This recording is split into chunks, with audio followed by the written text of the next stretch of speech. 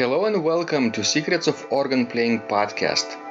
We are your hosts, Vidas Pinkevičius and Aušra Pinkevičienė. We've been mastering secrets of organ playing for more than 20 years and sharing them on this blog since 2011.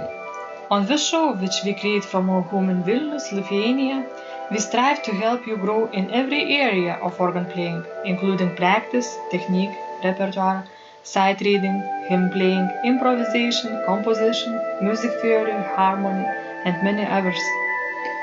Our hope is to help you become a complete musician, or what we call as total organist, a program which we have created to help you reach your dreams faster than you would do on your own.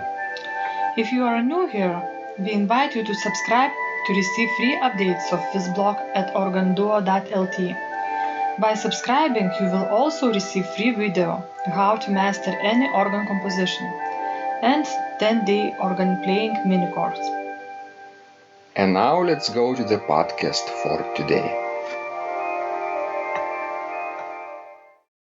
Hi guys, this is Vidas. And Aušra.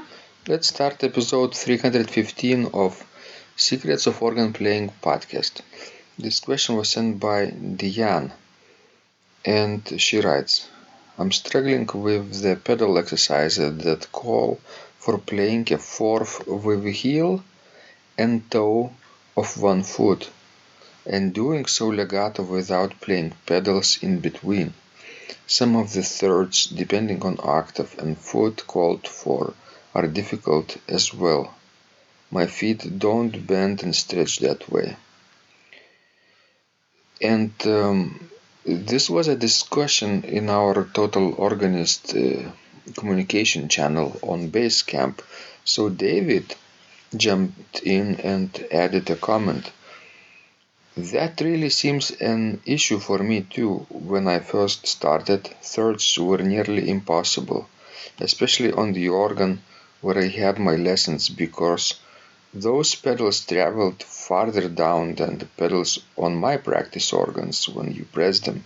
Over months, the thirds got easier, and some fourths are finally easy for me, but not all fourths.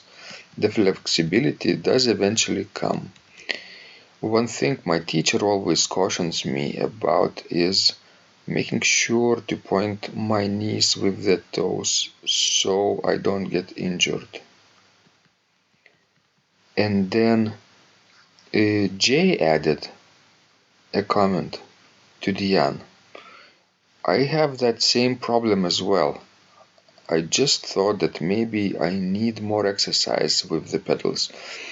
I have also been trying a bit harder to keep my knees together as we've been instructed. I really like David's comment about pointing your knees with the toes. That's a great tip. Thanks, Dianne, for helping me not feel alone with that, and David for the tip. And then Dianne answered, thanks to you both, I feel better now as well, and more hopeful that the flexibility may actually come someday. I will keep trying. That's a nice discussion, right? Yes, it is. I think I added to all of them, don't hurt yourself True. At the end. And Dianne, you are not alone. I have the same problem too. Because my foot is quite short, so when I have a wider interval to play legato with one foot, it's really not an easy task for me. But what I do sometimes, if let's say I'm playing in a big acoustics and tempo is fast of a piece, I might not be playing such a spot complete legato. And you wouldn't notice that if the tempo is fast and you have larger acoustics. And another thing, if the tempo is slower or slow, then I just try to press, basically to play with substitute with another foot the same note, and then jump to that next note with other foot. I see. So I'm sort of cheating a little bit. If example would be from the note G, if you have jump to C up in fourth, Yes. you would play G with the left foot, C with the right foot, and substitute right away to the with the left foot, right? That's right. If the tempo allows me to do that. And if, as I told you before, if acoustic is larger and, tempo is really fast, then I don't think anybody will notice that, I wouldn't play those two notes completely legato. And this is true, I think. For me too, I don't particularly enjoy playing with 1 foot wide intervals. But you see, your foot is much longer than mine is. Part of the solution might rest in playing with higher heels. Because when you want to play a wider interval without hitting notes in between, you need that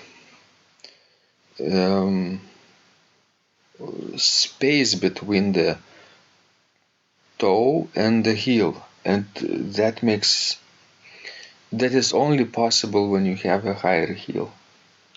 That's obvious, yes. You need to have a higher heel. But still when you have like single melody in the pedal, you still can do some things and some tricks.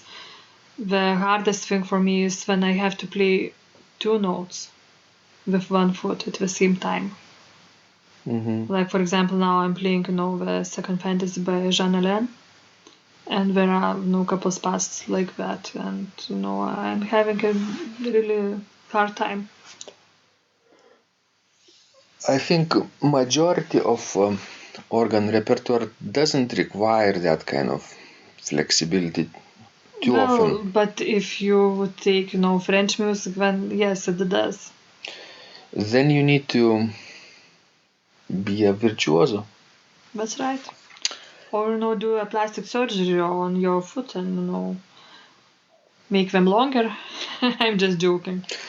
A good exercise which prepares you for virtuoso passages like that is to play scales and arpeggios with your pedals. We have this pedal virtuoso master course with complete major and minor scales in 24 keys and arpeggios too, over 1 octave and 2 octaves. So people tell us that it's really strenuous work and not too many people finish what they start, but those who do always are very happy with the flexibility afterwards. Well, yes, maybe I need to work on your course too. Or choose easier music. That's right. But I like hard music. Where will you be playing this? Alain's Fantasy. At Notre Dame in Paris. Notre Dame? Yes. I see. Nice. What else will be playing at Notre Dame? The second chorale by César Franck, the one in B minor, and the flat major prelude and fugue by J.S. Bach. E flat major, BWV 552. That's right. Which of those 3 pieces is your favorite right now? Well, which one would you take with you to uninhabited island if you didn't have food or drink? Well, or maybe not Alain, although I really much like that piece, but it would be hard to decide for me because I really like Bach, E flat major, that's one of my favorite organ pieces ever written. But I also love Franck's the B minor chorale. It's my favorite out of all 3 of them. So imagine if you actually are in this remote island and you have all 3 pieces with you, Bach, Franck and Alain. and this boat with indigenous people is approaching, and you have only one piece to offer them in exchange for water or food. Which one would you trade? A bunch of organists, okay. A bunch of organists is coming by with the boat, sightseeing boat of maybe of for the remote islands of Polynesia. They want to visit their local organs, and here is the stranded organist and offering one of those pieces to organists. You're asking tricky questions, and you Which have one? such a fantasy that it scares me. Which one would you betray? Probably Alan. But because it's the shortest out of three of them. So. Would you feel guilty about that? Sure. Yes, I would. Would you go to confession afterwards?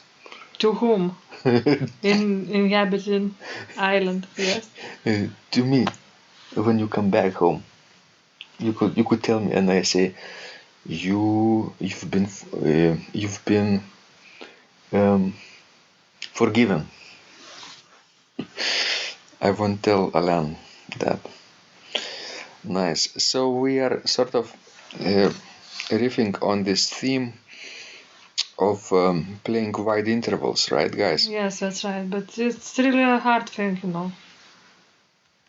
But somehow you can, work on it and make it work. Mm-hmm. Thank you, guys. We hope this was useful to you. Please send us more of your questions. We love helping you grow. And remember, when you practice, Miracles happen. This blog is supported by Total Organist, the most comprehensive organ training program online, where you will find courses for every area of organ playing, including technique, practice, sight reading, repertoire playing, hymn playing, improvisation, composition, music theory, and harmony, with hundreds of scores and thousands of exercises. Here is what some of the students are saying. Hugh writes, the sight reading course has helped me tremendously. Thank you very much for your essays, courses, and all your help. Robert writes, I found the fingerings, registration ideas, and general comments to be excellent. John writes, I have found your download very helpful. It was really excellent. I have watched some of your teaching videos, and when I read your instructions, I tried to imagine you are there teaching me. You may feel disappointed that I am 2-3 days behind, but I am a slow learner, and I have committed to taking the time to get it right, as you say.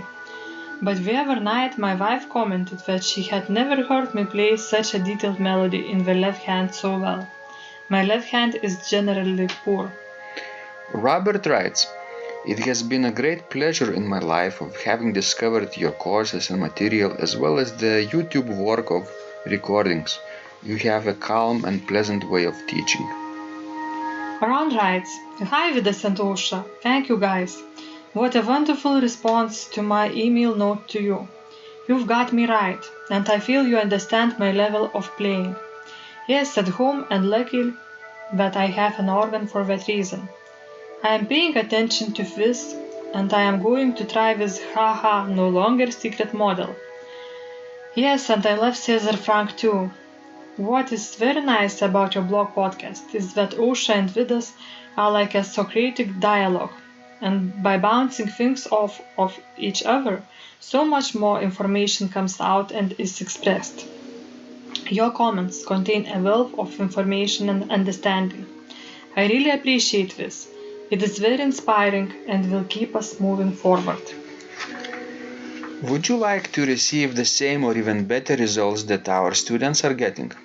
If so, join them at organduo.lt/total-organist. And of course, you will get the first month free too. You can cancel anytime. Also, if you haven't yet subscribed to receive free updates of this blog, make sure you do that at organduo.lt. By subscribing, you will also receive free video, how to master any organ composition, and 10-day organ playing mini course. This was Vidas. And Ausra from Secrets of Organ Playing. And remember, when you practice, miracles happen.